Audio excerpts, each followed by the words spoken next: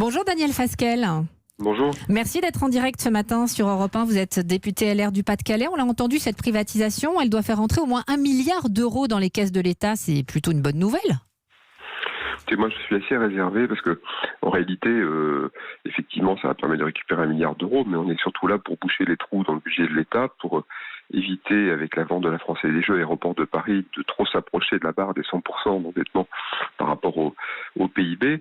Mais j'en vois vraiment pas l'intérêt, puisque M. Le Maire dit qu'il va créer un fonds qui va permettre de financer l'innovation.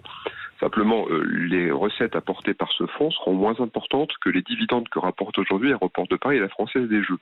Donc c'est un calcul qui n'est pas un bon calcul financier pour l'État. La vraie motivation, c'est tout simplement de boucher des trous que l'État continue de creuser, parce qu'aujourd'hui, on sait très bien, c'est le point faible de la politique d'Emmanuel Macron.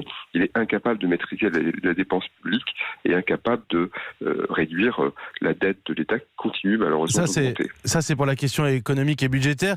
Il y a aussi une question de santé publique, celle de l'addiction aux jeux. Est-ce que vous pensez que les risques seront plus importants avec cette privatisation ?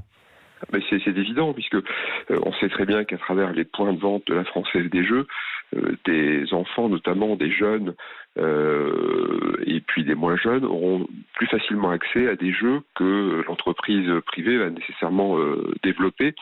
Et donc il y a là un vrai risque pour l'addiction.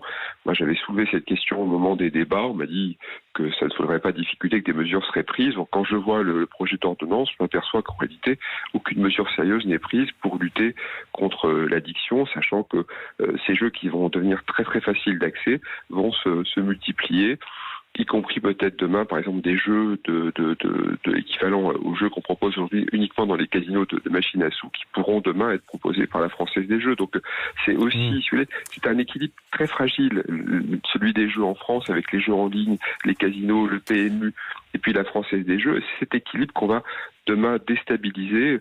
C'est l'éléphant dans le magasin de porcelaine, cette affaire. Et moi, je suis vraiment très très inquiet pour la suite. Merci Daniel Fasquelle d'avoir été l'invité du journal de 6h en direct.